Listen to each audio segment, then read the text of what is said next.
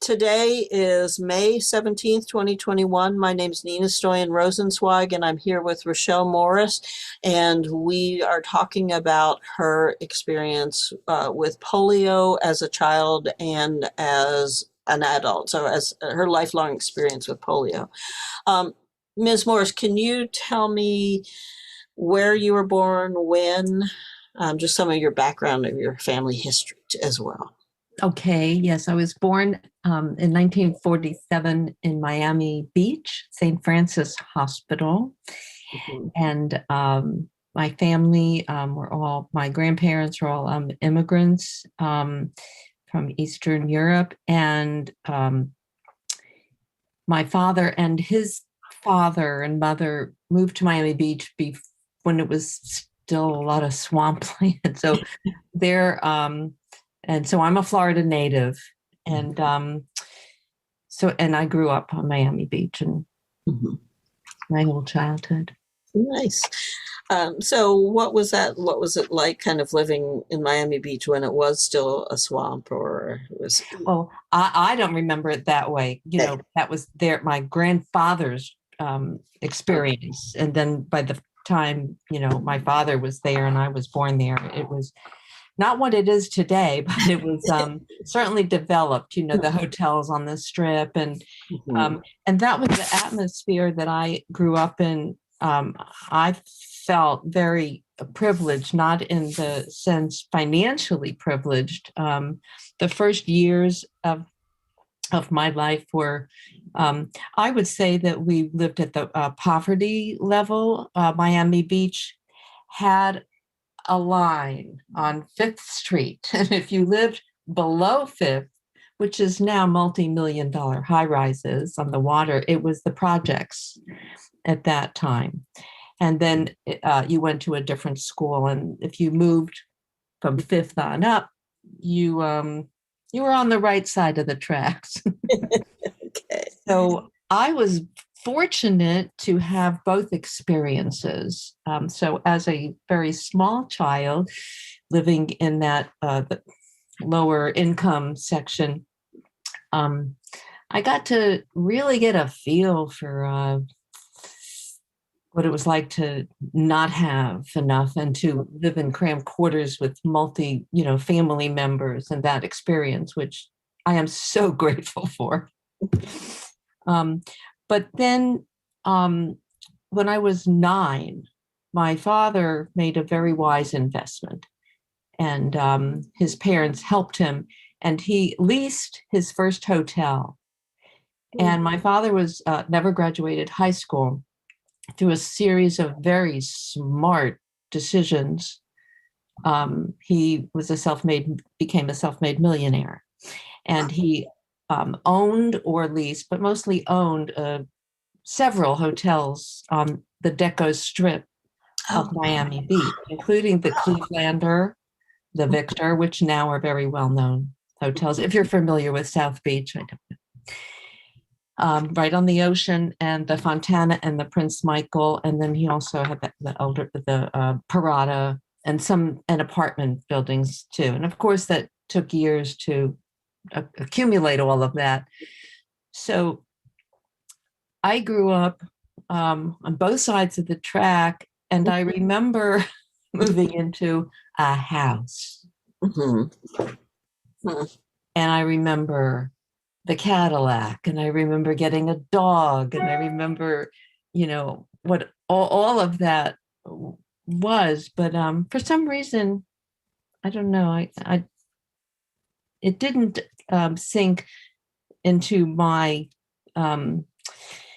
identity, because I just was always a hippie and a wanderer and I don't know what the word is.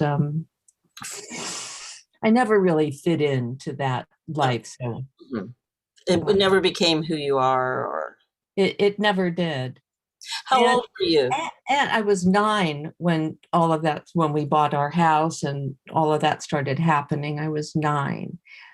But I remember that it also changed the dynamics of our family, because that closeness of everybody living together and interdependency on each other to survive.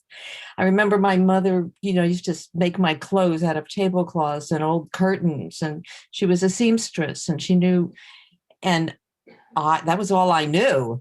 We didn't buy stuff new, but then when that happened, the family started, there was conflict, and there was, money, and who did this, because he went into business with his brother. So, I was happy for a while, but and I always just associated that, so Miami Beach was, it's a long, skinny peninsula. And you can only get to it by a couple of causeways. So back then, and there are some documentaries about that, which are very interesting. It was all Jewish and not integrated. In fact,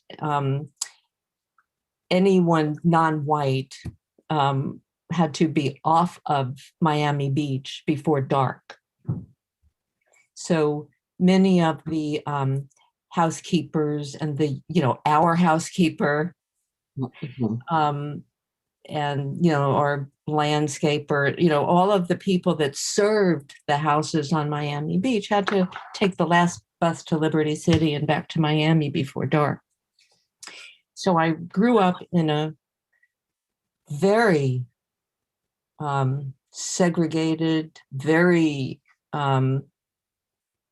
unique environment, one religion and one race, until my senior year in high school, which was 1965. And you know what happened in 63 and 64. And we had one Black student that was the son of one of the servants in one of the mansions on the beach, was allowed to attend our school. And that was my first experience with that difference, and really eye-opening. Definitely. So that's kind of how I grew up. Very unique environment. Miami Beach was centered around a park, Flamingo Park. And in that park, swimming pool, teenage center, roller skating, evenings, and very safe, never locked our doors. Just kind of lived a charmed childhood, really, in the 50s. You knew, I guess, the people in the community, everyone knew one another more or less? Yes, my aunt and uncle lived right next door, my grandmother and grandfather down the road, and two other aunts and uncles a block away. Yes, and walked to school every day. So all of my friends, and it was the 50s. It was happy days.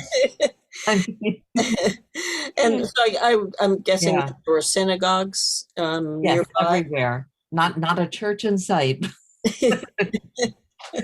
But there were synagogues, and most family members were, I never identified with that religion, and I never studied, and it wasn't pushed on us. And neither of my parents were religious, so we didn't attend or go. But if one of my siblings wanted a bar mitzvah or wanted to study, they could. I never had anything to do with it. In fact, I know less about the Jewish religion than most of my friends. They ask me questions like, "You're asking the wrong person." So, but yeah. It was a special, magical place. It sounds like it. It really does.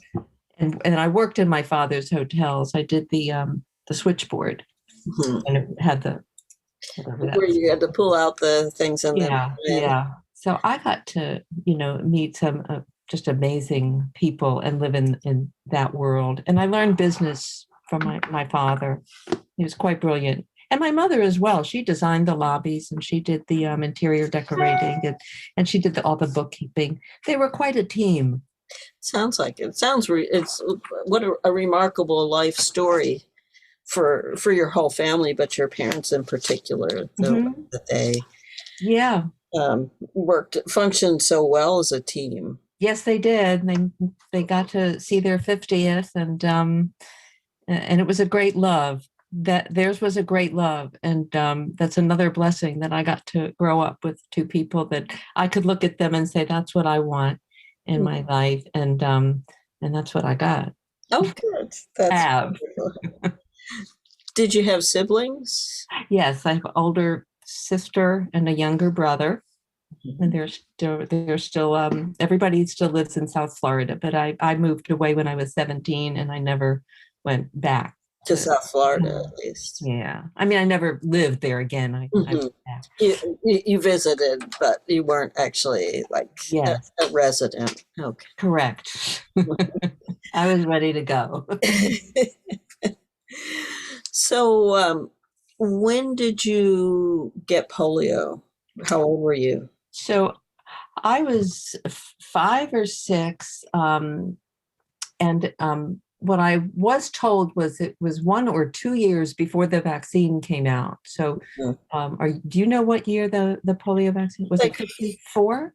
54, 55. Yeah, yeah. So it was 50. Probably 53 I or. was 5 or 6 years old. Mhm. Yeah, and I remember explicitly what happened. And I know where I got it too. There was a serious outbreak, and many children in Miami Beach got it at the Blackstone Hotel Hmm. swimming pool. And so they were able to trace that. And so the three of us, my siblings and myself, we all got sick, and just kind of, it was flu-like, and it was just tired, but they got better and I didn't get better.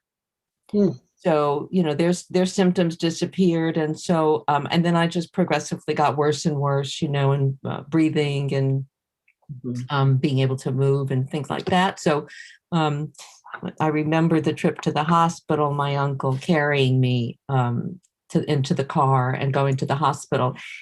And there was just an amazing doctor there that was able to diagnose it Mhm. and start, the series of treatments, right away, or I would have been in much worse, condition than I am today, which is most people would never know by looking at me or what I'm capable of doing physically. And that's a whole other part of the story, which I can tell you afterwards. But so I was in the hospital, and this was early Mount Sinai, Mhm. and they had a special ward for children with polio. And I remember vividly being in an iron lung. I could just, before I ever saw one on the internet, or before there was an internet, I described it, and people, would say, well, I've never seen one, so I don't know, but that sounds like a submarine or something like that, with the mirrors. Mhm. And And the sound, I guess, the noise. oh, yeah. And I remember that nobody could come into my room, Mhm. not into the room, but I remember somehow seeing my parents at the door, or maybe they were behind A the window. door. Mhm. Yeah. And so it was all children where I was. And I remember being wrapped in a blanket in this iron lung, and the mirror being there so you could see if a doctor or somebody was talking. Mhm. And I have confirmed that childhood memory since then. So, and I remember the treatments. I remember being immersed in this whirlpool, and I remember, a brace, having to wear a brace for a while, and learning kind of how to use my muscles again. And and I remember my family being quarantined. Mm. And I remember at one point, um, I don't remember which family member, but there was shame associated with having polio. Mm. It meant you were poor or dirty, or it was absolutely, it was not accurate. Mhm. But I remember feeling that shame because the family said that they had a a big red sign on the door, Hmm. and it said, quarantine. And at that point, we still weren't, we didn't live in the big house, Hmm. but we had a nicer apartment. And I remember my siblings were not happy with me because they couldn't go out. So they were angry. My mother was ashamed because I had this dirty disease. And, um, and as a child, you pick up on things, pick up Sure. on emotions. The other emotion I picked up on was just panic, fear, because children in my ward started dying. And my parents must have been exposed to some of their parents as they were coming and going and having these conversations. Oh, which one is your child? I mean, I'm making this up, but they were the parents were talking. They were in whatever type room, waiting area, whatever, when they came to peek in at us. So I'm sure. And I remember one time just seeing a look on my mother's face like, oh my God, she thinks I'm going to die. Wow. Picked up because, kids are, how old was I? I was 5 or 6. I speak English. And I think kids do pick up on that more than we necessarily think they do. And so sometimes it's harder if it's not spoken about to them. They know something's going on and it's not being discussed directly. Right. And we can read. It's very easy to read emotions on your parents' face. My father had a really hard time even looking at me. Even I think it was just he was just so emotional and so scared or so fearful. Is he going to peek in once and I'm going to be gone? Or, is there going to be an empty bed? Is somebody going to come and say, we need to sit down and talk? So I just, I picked up a lot of that.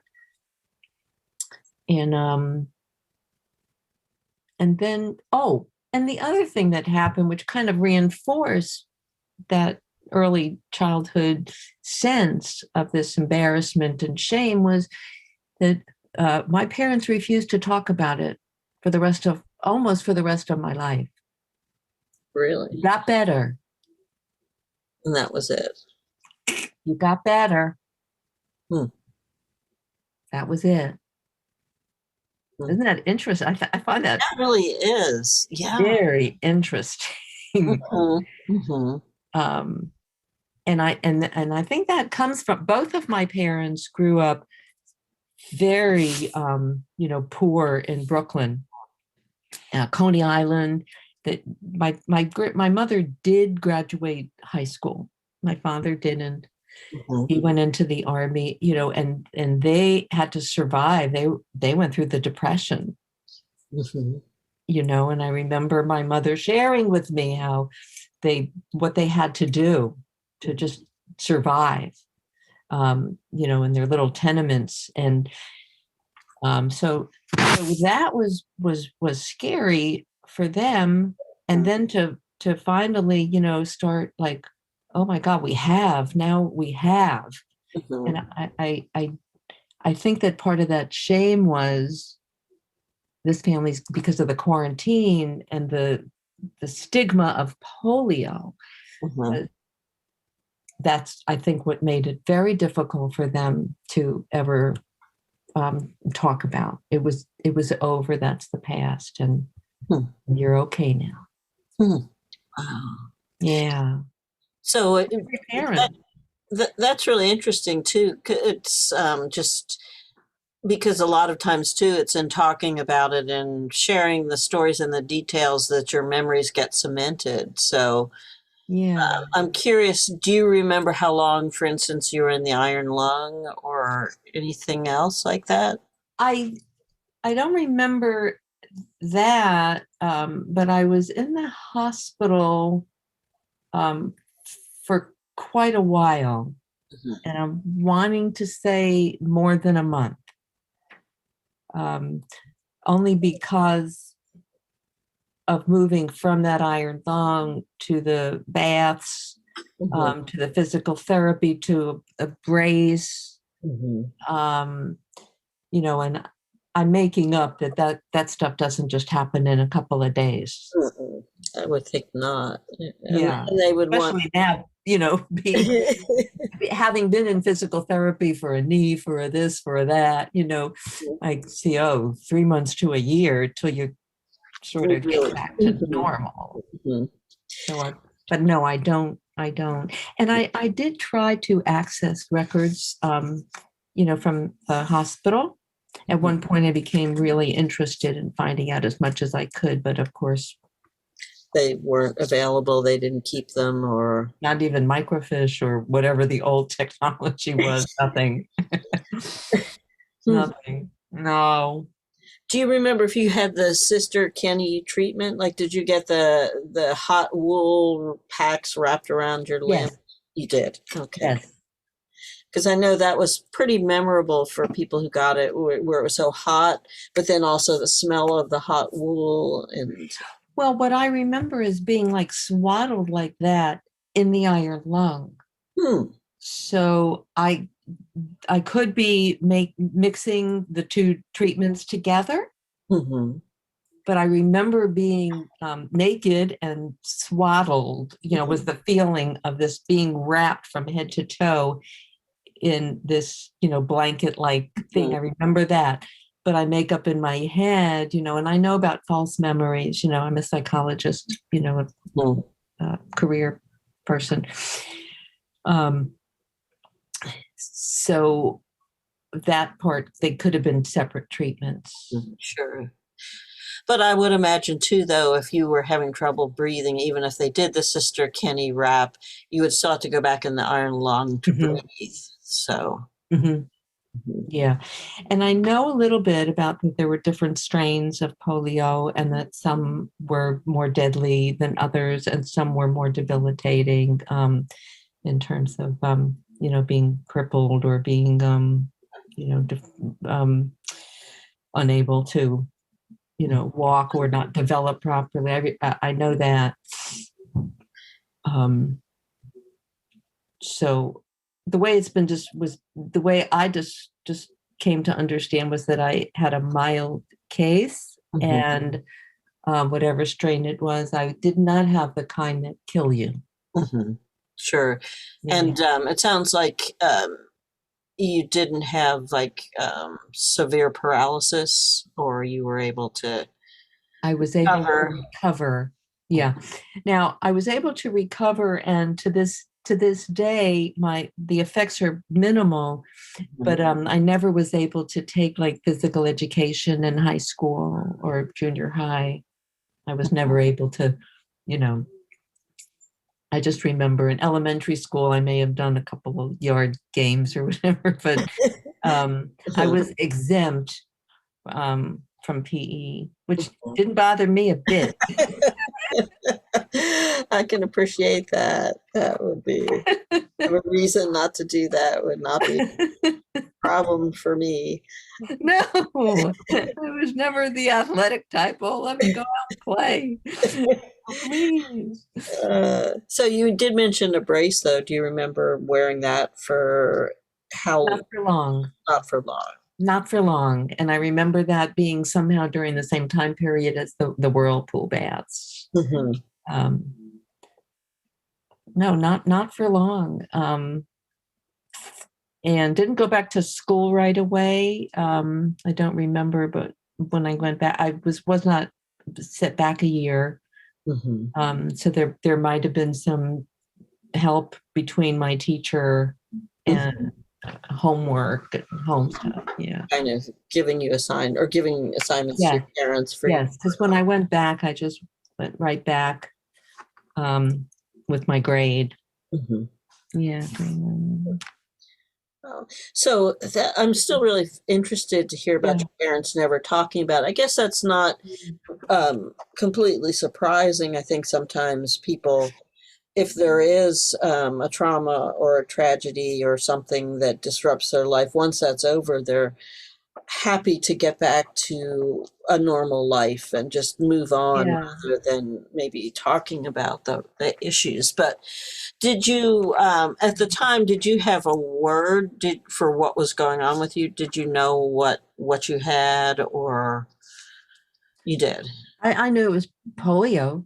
Mm-hmm. I knew that word, and I knew that the fear that was going through the community, as children started Mm-hmm. um, being hospitalized, and I mean, it happened like that really fast. Mm-hmm.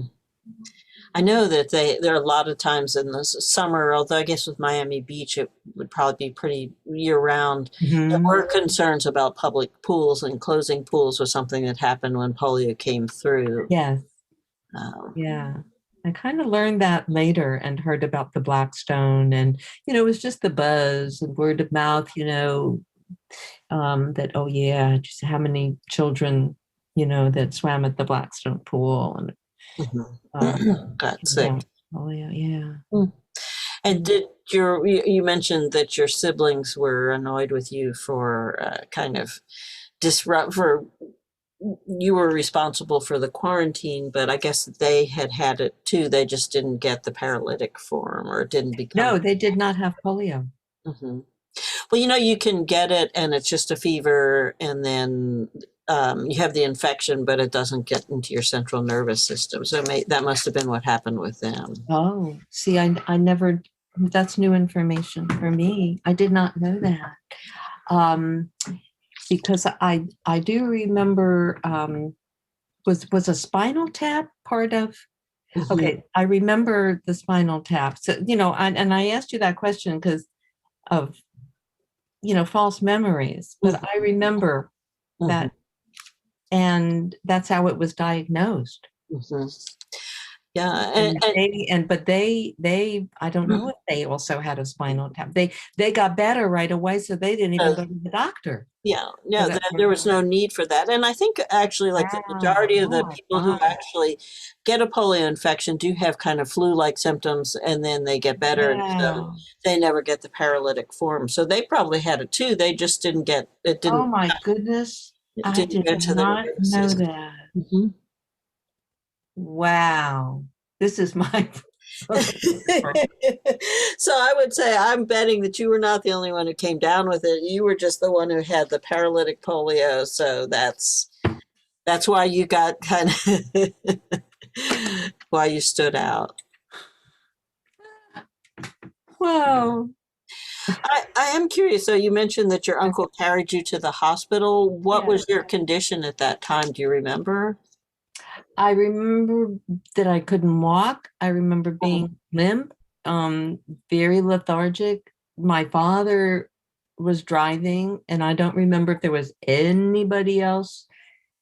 Um, and I just remember being in the back seat and they were rushing. Mhm. So something must have happened where I took a turn for the worse. Mhm. Maybe my breathing got bad one night or something like that, because we were just staying home. I just had a flu. Mhm. Sure. And They were getting better. So they, so I was going to get better too. Mhm. Um, Mhm. yeah. So that's all I remember about that. My uncle carrying me. Wow. I don't know why my father didn't carry me. Maybe he had to drive or something. He was driving because I remember I was in the back seat with my uncle. Mhm. But yeah, but my uncle even took me into the hospital. Maybe my father, he was probably beside himself. He could have just been so upset. Yeah. Very protective man. Mm. So, and then you said that you got better. So, did you have any? You mentioned that you couldn't go to PE, but you were able to walk? You didn't have to wear braces. That's correct. But I mean, for all practical reasons, I felt normal. I was never very strong, so I had like muscle weakness, but nothing that you'd ever know. I mean, I've been, dancing my whole life and hiking and traveling and, but the thing I think that really, well, I don't think it saved me. I know it did. At a very young age, when before yoga went mainstream, I became very spiritual and was introduced to the philosophy of Buddhism and through the practice of yoga, and met my first guru, I would call him, when I was in college. So I was 18, 19, I started dabbling with drugs and psychedelics, and that led me to, people that were in this world of this guy here. Do you know this guy?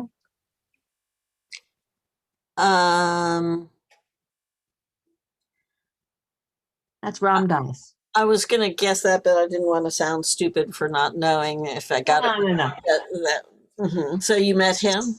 So yeah, I read his book, and that kind of started something. And but before him, I was introduced to Meher Baba, another guru, and I started meditating and doing yoga as a very serious student. I went and lived on an ashram, Amrit Desai's ashram, to the early Kripalu Institute. So before Kripalu was in Massachusetts, there was an ashram in Pennsylvania, and that's where I started studying, and I lived there for a while.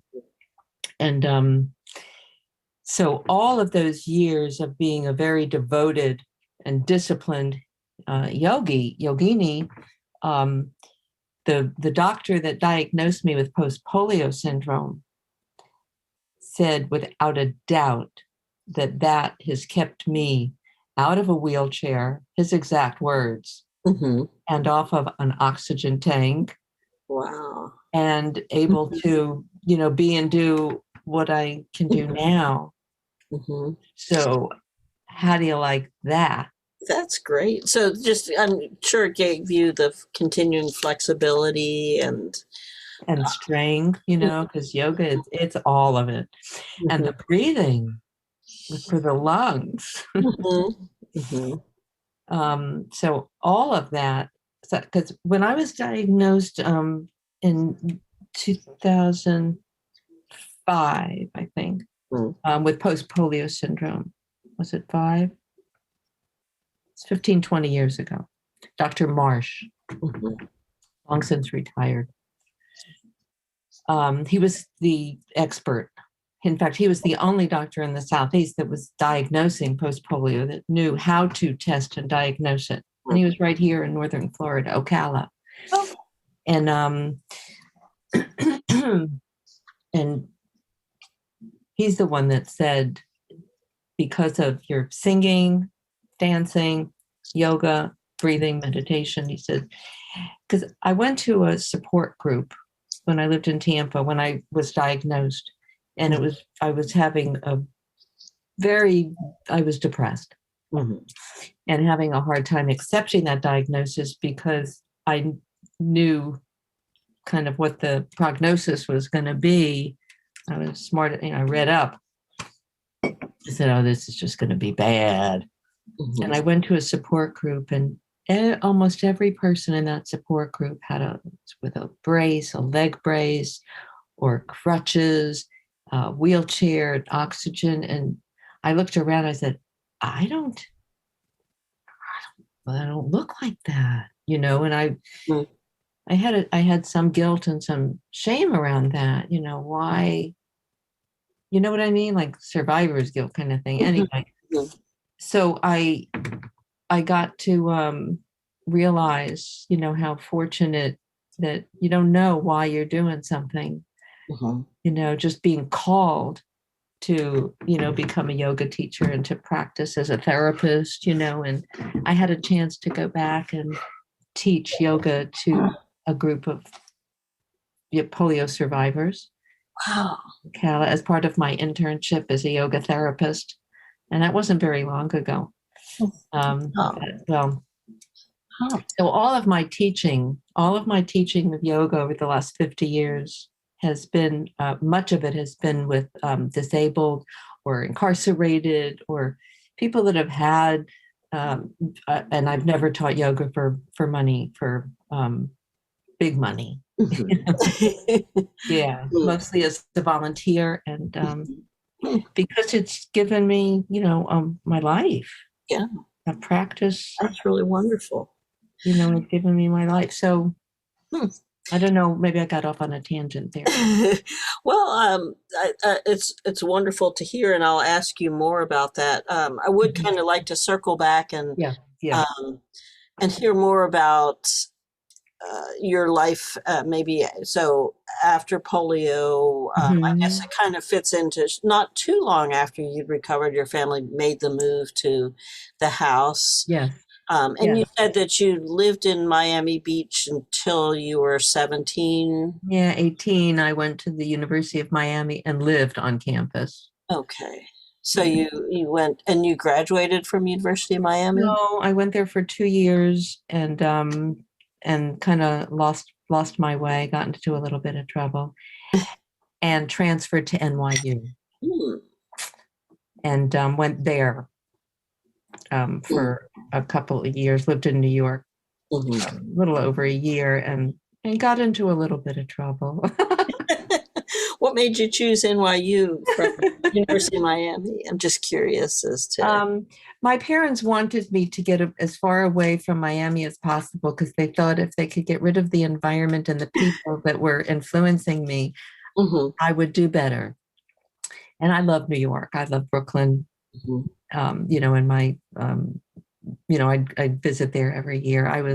I'm a New Yorker more than a Floridian, I think. But so said, well, how about NYU? That's in New York. Yeah. The only problem with that was that, you don't send your bohemian child who is also a musician and plays guitar as a folk singer, to New York and think she's going to study. Living in Greenwich Village in the 60s. Wow, that's I put that on them. That's not on me. That's on them. What were they thinking? What year did you, and were you in New York, or did you go to? 68, 69. I got 3 semesters in. And what kind of music were you? You said you played folk singing, folk songs. Yeah. And we'd go down to the Washington Square every day, and the Night Owl, Bleecker Street, and all that. And just classes weren't really interesting to me.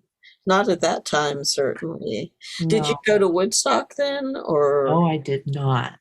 Okay. No, I was one of those people that started out and never made it. That's how messed up I was. So you actually were headed in that direction? Yeah, my girlfriend and I, we had a plan. But no, it didn't. I wasn't one of those people stuck on the road. I was one of the people at NYU saying, yeah, we're going. Didn't happen. Instead, I dropped out of school and got married. I called up an old boyfriend and I said, you got to get me out of here. Was this boyfriend in Florida then, or was he? No, he actually, he was my high school boyfriend. I hadn't seen him in a few years, but I knew he lived in New Jersey, and I was flunking out of school, and I didn't know what other option I had. I thought I would be disowned. My parents that was going to be it. So I had no income. I wouldn't have any way to support myself. And so I called him up and he still loved me. And and I asked him, I said, can we get married? And we got married. We went to Maryland and got married. Hmm.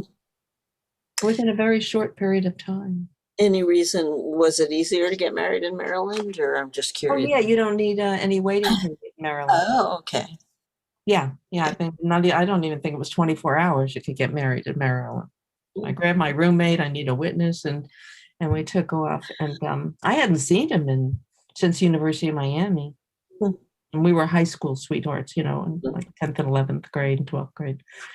But, he said, yeah. And he had a job. Where in New Jersey did he live?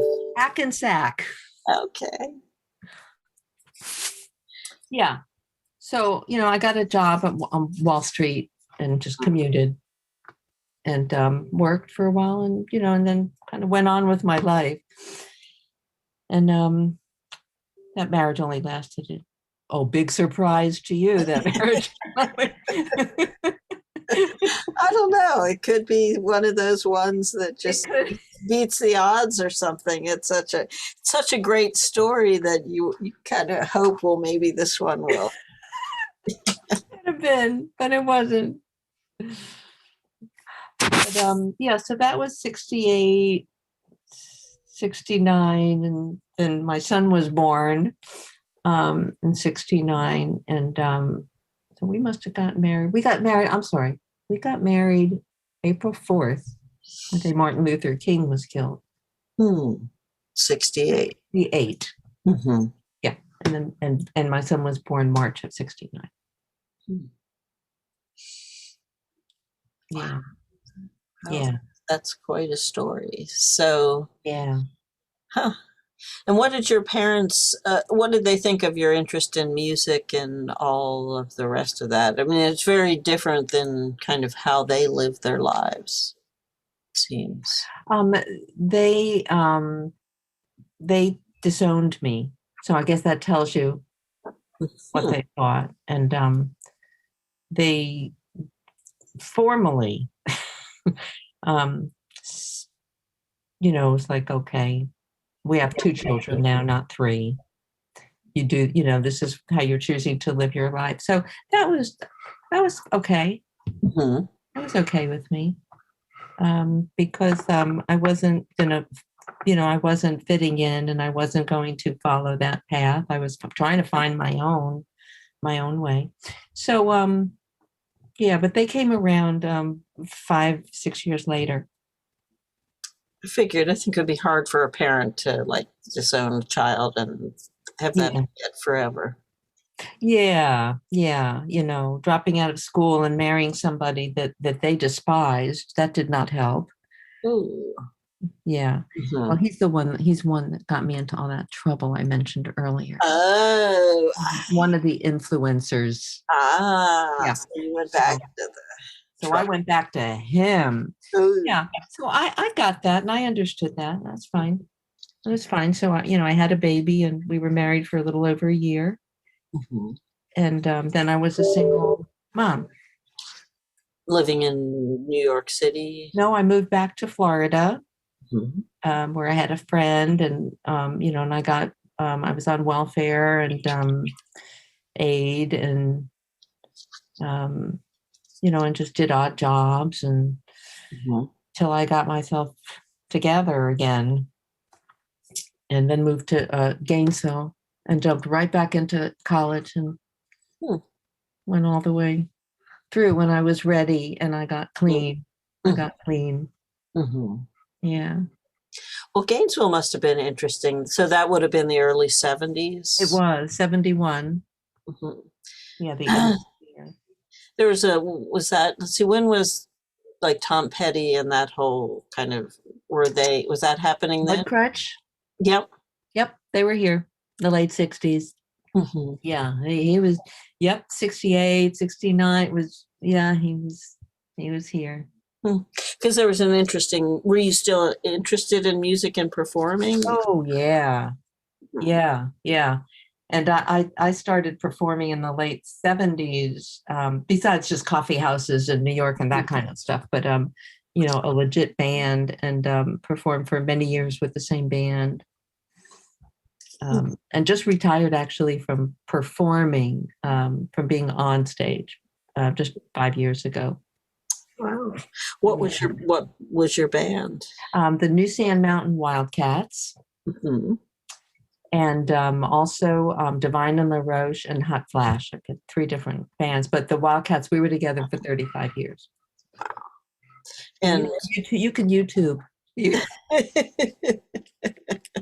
do you have like videos up on YouTube? I think Dennis put one video up, but the rest is just audio. You can hear all the albums and the songs, but there might be one or two. There's like Chattanooga Shoe Shine Boy. You know, we did a banjo, mandolin, guitar, a lot of dancing, mountain music, Appalachian, old time mountain, which I still play and still.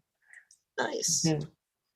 So did you pretty much live in Gainesville then for the rest? Yeah, 71, and then finished college in 76, and got my first real job, at Santa Fe, started teaching at Santa Fe Community College in the Human Service program. Mm-hmm. What was your degree then? An EDS, BA, the psychology was the first degree, and then a master's in counselor education and women's studies, and then an EDS in counselor ed. And I did all my classwork for doctorate, but I stopped short of dissertation. That I had enough. You learned what you needed to know. I did. And I never saw myself teaching at a major university, although I ended up teaching at a university, but I didn't need the PhD. Yeah. So that seemed like a lot of work. It was, wasn't it? It was. I know. So did you have, you said that you found early on, you had a great love. So you married again? Yes, we met in 1971. When I first got here, he was my brother's roommate, my younger brother's roommate. And that's how we met. And we forged an amazing friendship. We went through the human service program together. He introduced me to my first therapist, Pat Korb. Did you ever hear of Pat Korb? No. Yeah, so she was the head of the Gestalt Center, and she was one of the therapists at the university infirmary. So when I registered for school, Norman found me, crying under a tree, the first day of classes, and said, I'm going to the counseling center. I think you need to go with me. So that was it. And we became very good friends, but we were friends best friends for 15 years. Never had any romantic interest. He was just my dear friend. And that changed 15 years later. And we've been married for 33 years. Oh, wonderful. That's another great story. Best thing that ever happened to me. Yeah. So at what point then did you get interested in yoga and that sort of practice? So as a single mom, when I lived down in Florida, before I moved to Gainesville with Justin, I was led to a park where Coconut Grove, where people used to gather. And the Krishna people were there, and yogis were there, and it was just a happening. Drugs and music and yoga. And so I started to do that, and I realized, wow, this really feels good. And in some ways, I guess my spirit started responding more to the yoga than it did to the drugs, to the illicit drugs. And then just through a few years, that became my new addiction, I guess. A healthy one, A healthy one. one that Yeah. certainly promotes growth. And did Yeah. you, so did you have a particular type of yoga or practice that resonated with you? Yeah, I was very drawn to Kripalu Mhm. yoga and Amrit's style. Mhm. Um, and he still teaches. He has a center here in Salt Springs because, I don't know if you're familiar with his history, but he fell from grace as the leader at Kripalu, and he was replaced. But he's here in Florida, so his style really called to me. And back then, in the late '60s, Mhm. yoga was seen as it was not mainstream, and it was a cult, and it was associated with drugs and like the occult cults, and the gurus were mind controlling, and Mhm. so that was a difficult time, another difficult time for my family, thinking that I was going off the deep end. And and I had a child, I had a 1-year-old, 2-year-old baby, and before I moved to Gainesville, he was 2.5 when I moved to Gainesville in 71, something like that, 72. So I just didn't stop. I never stopped practicing, and certification didn't come out for yoga teachers until 1994, when Yoga Alliance came on the scene. So all I had was the training I got directly from Amrit when I lived at the ashram, and that was documented, and a certificate and all of that, but there were no so I continued my studies, and I went for training and became certified 200 hour, and then went for my 500 hour. And then I went to become a yoga therapist because I wanted to teach people with post-polio syndrome Mhm. and other disabilities. And that became a passion of mine. So I went back for another 2 years of study at Kripalu. So when was that? That was less than 10 years ago. Mhm. I think I got that 500 degree 5-6 years ago, something like that. Mhm. Yeah, I should know the date, but oh, it was 2015. Okay. Yeah, Okay. Nice. Hmm. yeah, and so that's what I've been doing with it as a yoga, as a therapist. But yeah, and the experience with with Carolyn, who's the lady that you met in charge. Hmm. Have you? Yeah, I'm sure you're going to hopefully talk with her. I will. I Yeah. will. I haven't yet, but I will. Yeah. So that was a good motivation because, guilt is a wonderful emotion. You feel guilty enough, finally I said, well, rather than just feeling guilty that, that I'm in pretty good shape and I can do all these things, why don't I just turn it around? Mhm.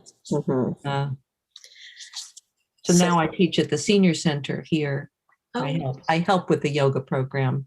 I don't teach regularly because we travel a lot, but I help with the yoga program at the senior recreation center. nice. Yeah. I guess guilt is good when you turn it into something positive rather than kind of being Yeah. immobilized by it. I'm curious, kind of given what you said about your parents, you got over it, they'd never talked about it. Did you identify or did you think about yourself as a polio survivor through most of your life? Was that No, that wasn't part of your identity? it was not. I mean, if it came up or something came up, I'd say, oh, I had polio, which how often is that going to come up in a conversation? But when I started having the post polio syndrome symptoms, Mhm. then, and that was, I'm thinking 2005, Mhm. I think. Okay. Then I started identifying, not in a bad way, Mhm. as a survivor and as someone that is still has to be conscious Mhm. of this. So and I noticed in my yoga practice, there's many things I can't do because of the weakness in my leg muscles. Mhm. That's starting to become a bit of an issue. More apparent. Yeah. Yeah. Yeah. It's progressive, but for me, it's a slow progression. Mhm. Yeah. Yes. Interesting. It is. It is. I'm fascinated by how different people's experiences are, and kind of how much of that identity you take with you. And it may have to do with the fact that you didn't have or weren't dealing with, kind of, at least early on, any issues or Mhm. deficits. So it wasn't like this is something Right. that stayed with you for. No, it was not a part of my life until that diagnosis, and something's wrong, but I don't know what it is. Mhm. And I Yeah. guess by then that it was known it was something. So you didn't go through a period of them saying this is all in your head, or this is No, just. I did. You did, I really? did until I found Dr. Marsh. Really? So what was that experience like? Were you Oh, I'm sure you've heard horror stories, Mhm. and it was exactly that. And one of the worst. I went to many doctors, specialists, pulmonary, because my breathing was also being affected, muscle, and oh, one doctor, said something. I don't remember what I said. It hurts when I do this. I can't do this, and she went, "Oh, you can't do that. You know what kind of people I see here in my practice?" And she went on to tell me about, people that can't walk and people that are on oxygen. And she goes, and you feel so. I reported her. Good for you. I wasn't the first person that reported her. Mhm. And I followed up and made sure that she got some kind of sensitivity training, Yeah. reprimand, and went into her folder. It was one of the most disgusting experiences I've ever had with the medical committee, but I'm sure you've heard your share. Mhm. And Well, so it was, yes, it was until some, I don't know where it came from or what, the light bulb went off. Some doctor, and I don't remember who it was, said, you had polio. I see in your history you had polio. You might have post-polio syndrome. And I didn't know what he was talking about. Mm. And somehow I found Dr. Marsh. Mm. What a beautiful day that was. I mean, you don't want to get a diagnosis, post-polio syndrome, but when you finally know what's wrong with you, it's liberating. It is, even if it's not good news necessarily, at least you know where you stand.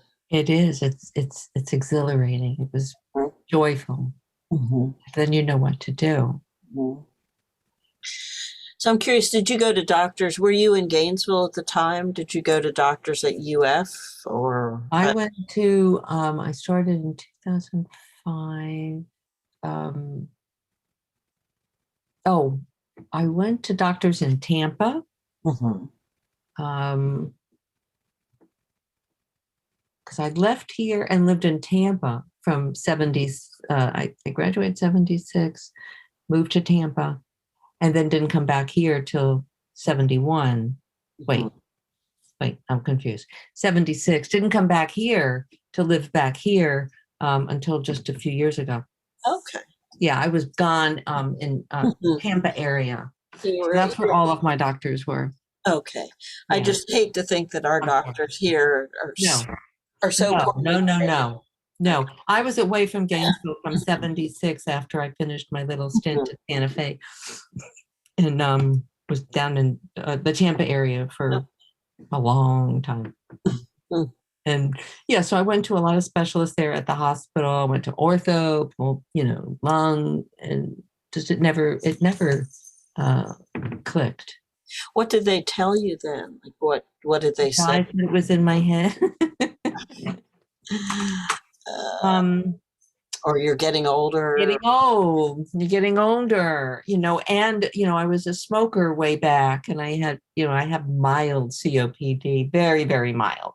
Mhm. And it's probably that, and it's getting harder to breathe, and yeah, just you're getting old, Mm. you're gonna have to do less and less and less and less. Getting old, how old was I? 15 years ago, I was like 60, 58. That's not old. No, no, it's not. No, no. So yeah, and because it's not something that a lot of people know about. Mhm. And I don't think that actually I know Mia Farrow had a lot to do with identifying it as a syndrome Mhm. after what she went through with her experience. And so I don't even think it was identified as a syndrome until not that long before Mhm. I saw Dr. Marsh. I don't know, you may know more than I do about that. Mhm.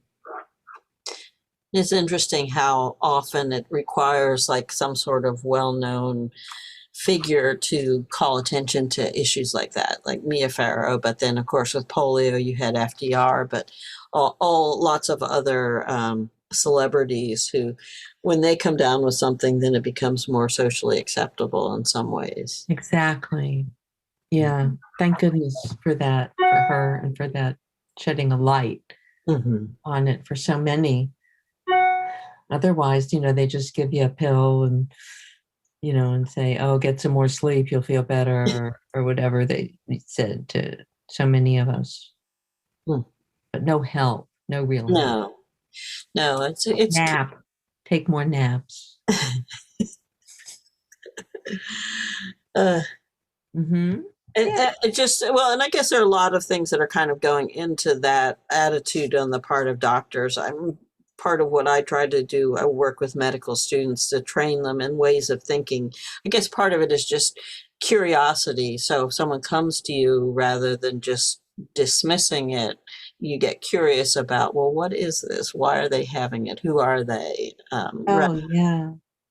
But And looking at the whole person. mm, yeah, so it's not, yes, there are people worse off, but what does it mean for the person who's coming in to see you? No. Yes. Yeah. How do you measure disability? Mm-hmm. To a dancer, it would be very different Mm-hmm.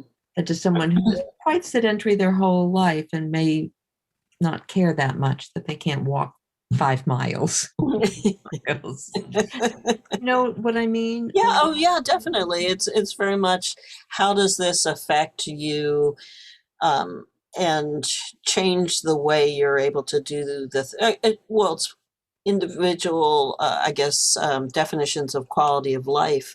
So you're Yeah. saying, how does it affect you in doing the things that you're used to doing or that you want to do? Yes. I've always said that my quality of life is three things. If I can't sing, dance, and laugh, Mhm. and then I'm good to go. Nice. And those three things, and with post polio, as I noticed the decline and the power and range of my voice, so I retired from performing because I'm not up to that level. Mhm. And but I can still jam with some friends, and I can and dance. No, I can't get out there, and go to the plaza and dance all night, but I can do one or two and then sit down and rest and then do another one. And so, and I laugh a lot. That's great. Yeah. And I'm curious, you said you never talked about it with your parents. Did, like, certainly as a child, did it ever come up later in life? Or again, it was something that they just, I remember once, and I don't remember under what context it came up, and my sister said something. And just recently, my brother said something about the quarantine. He brought it up, and he hasn't mentioned it in 50 years. It's funny how siblings kind of hold on to things like that. It was just a few weeks ago on a conversation. He said, I don't remember how it came up, but he said, yeah, and remember when you got us all quarantined? You can tell him that he had it too. But he was laughing. Oh, I'm going to tell him. Believe me, I'm going to find a nice way to tell both of them that they should be, instead of being angry at me, they should be grateful that they got better. Oh my gosh. So life-changing. That's life-changing for me, what you just shared. It just lifted. I don't know what it was that I was carrying around this burden for my family, what I did to them, the the trauma to my siblings because they couldn't go out, and the shame and disgust to my parents because, the dirtiness and the fact that everybody knew we were poor now because we have a polio child. And I mean, that's what I remember. That's what I bring forward. Now I could tell them. Definitely. I can't wait. I'm a Scorpio. That is a little vindictive. I better give myself 24 hours to think about this.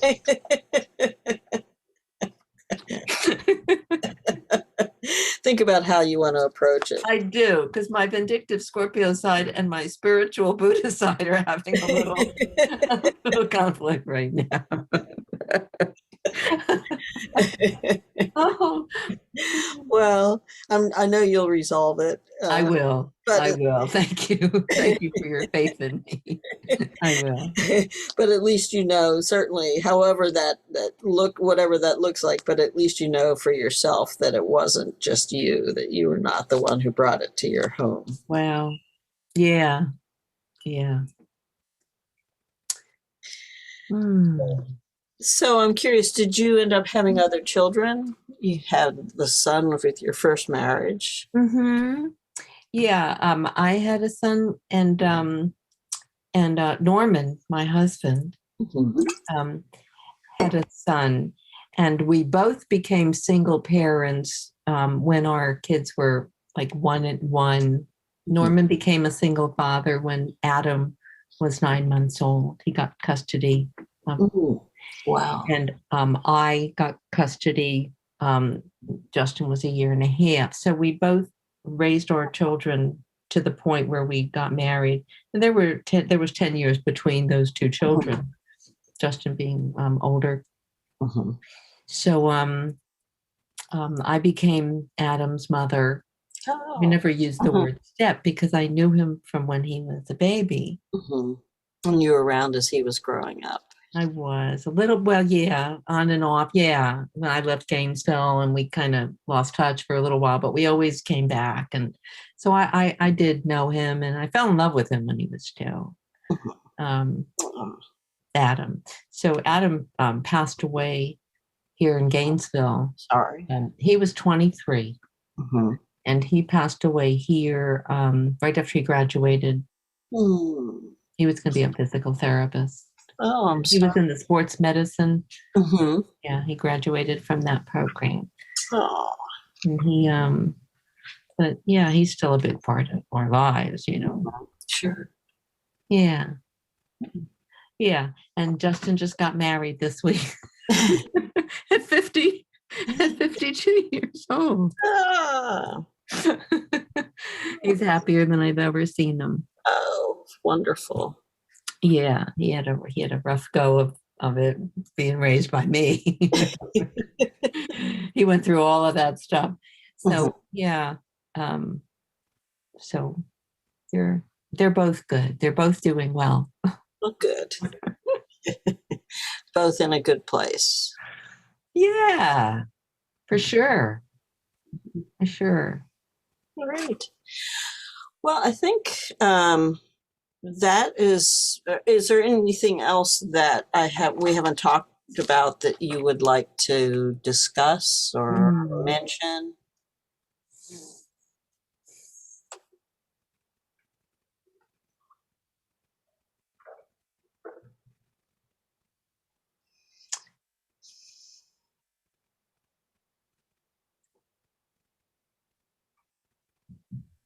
I think Carolyn comes to mind, Mm-hmm. and she's so, she's so fragile, and we have her now. She's a trailblazer. She and her late husband, and that's a story and a life that really needs to be documented. Okay. Um, She is certainly someone that I am. I know she's on your radar. I know.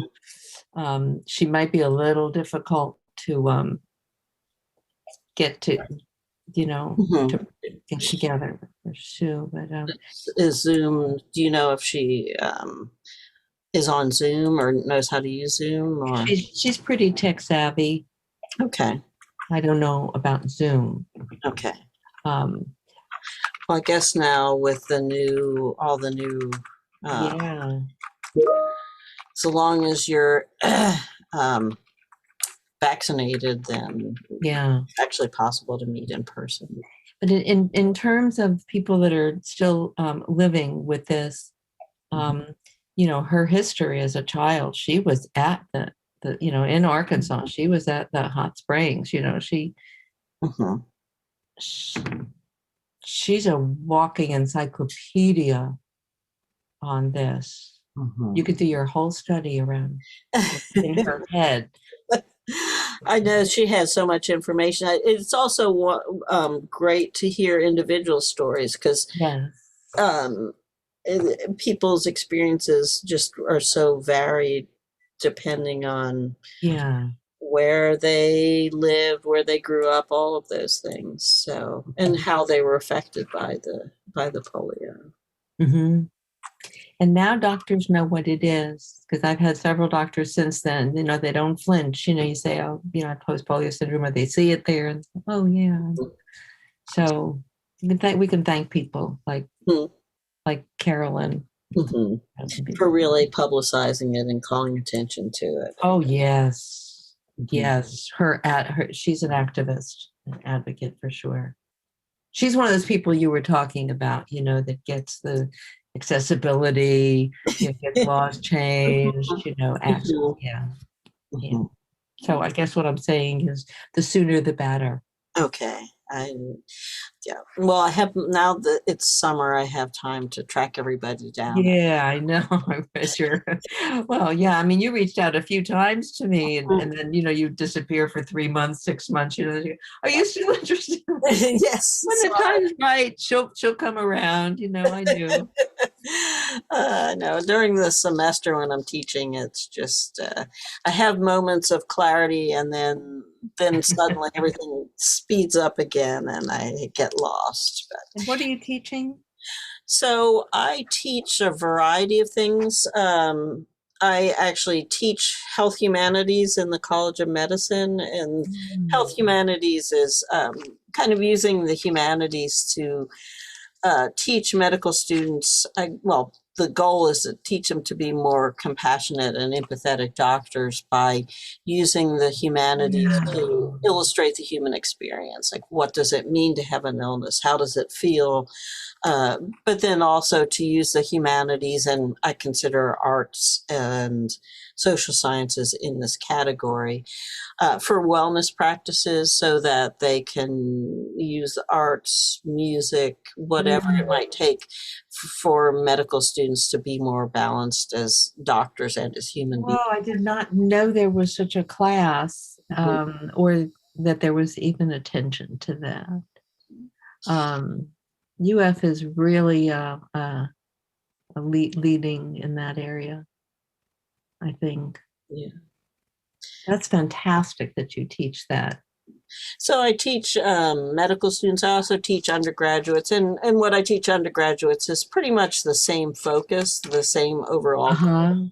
I do teach a course on health in the arts in sub-Saharan Africa, looking at how arts are used in African health systems. Wow. Wow. You may see me in one of your classes. Well, you'd be welcome. That would be fun. I take classes at the university because I get to take them for free and sit in Nice. with teachers' permission, right?